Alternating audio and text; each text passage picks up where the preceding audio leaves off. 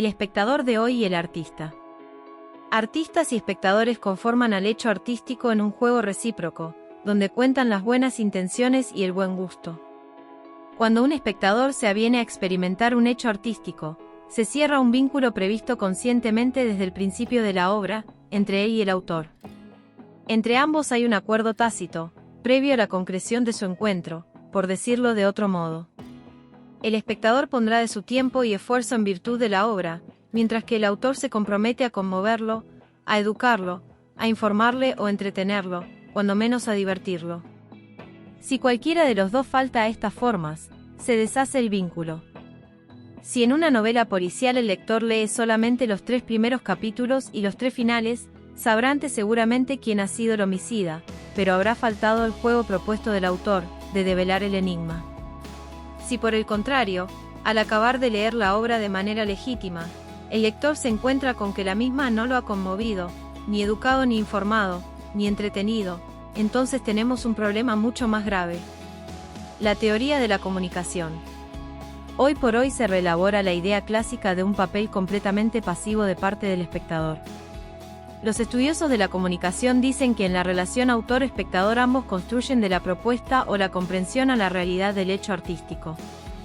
Sin entrar en polémica de cuánto de verdad hay en esto, seguramente sí es más activa la participación del espectador, en que él pone muchas más expectativas que el autor, en lo que producirá el vínculo, puesto que para aquel le será completamente anónimo, mientras que no se produce lo mismo a la inversa. El lector sabe a quién leerá, el autor no sabe quién le va a leer, indudablemente. Por participativo que pueda considerarse el papel del espectador en este vínculo, no deja de ser más pasivo que el del propio autor. Pues el lector debe someterse a las reglas de juego que plantea el autor, si la trama tratara de una realidad hipotética o futurista, por ejemplo, si fuera del todo fantástica, etc. Si todo el mundo se obstinara en que los viajes a través del tiempo son imposibles o improbables, por ejemplo, el libro del gran H.G. Wells no tendría razón de ser, y por cuestiones similares, más de la mitad de la Biblioteca Universal tampoco. Se conviene en la hipótesis planteada por Wells, por continuar con el mismo ejemplo, para poder avenirnos a su juego. Juegos macabros.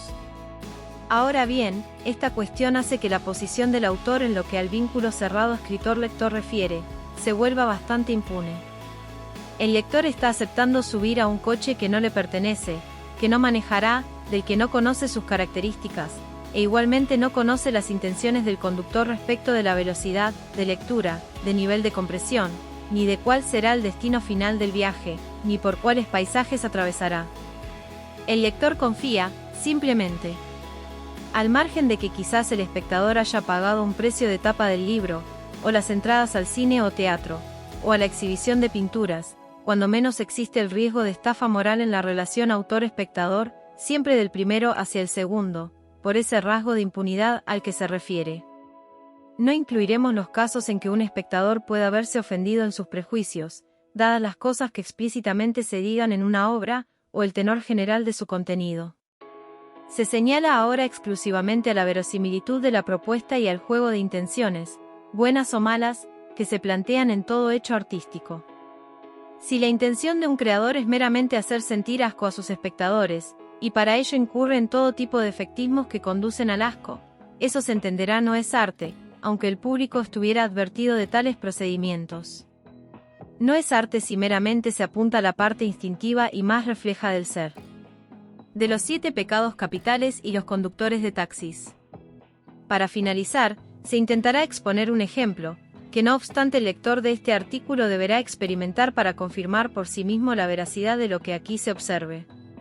Existen 2 películas, Taxi Driver, 1976, de Martin Scorsese, y Seven, conocida como Los 7 pecados capitales, 1995, de David Fincher. Ambas obras tienen un tópico común, la historia respectiva de un par de psicópatas, que para el final de cada historia consumarán sus atrocidades, con total impunidad. Pero hay una diferencia radical entre ambas propuestas, que tiene que ver con la intencionalidad con que cada uno de los realizadores ha cargado a su película particular.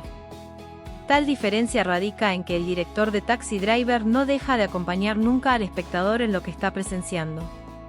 Hay en la cámara, en el enfoque, quizás en la música incidental del filme, una mirada tan horrorizada de lo que está mostrando como la de aquel que meramente ve, mientras que el director de Los 7 pecados, de pronto se va de la obra, deja solo al espectador en la impotencia del horror y de la angustia, casi con fidelidad periodística. Y ahí está la diferencia. No hay arte en el periodismo.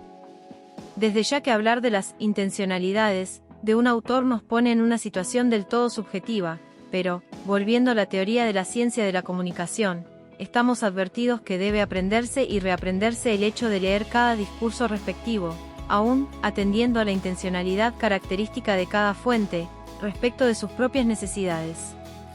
Esto fue un informe de Lenita Pendorcha, desde Buenos Aires, para la Canaleta del Conocimiento.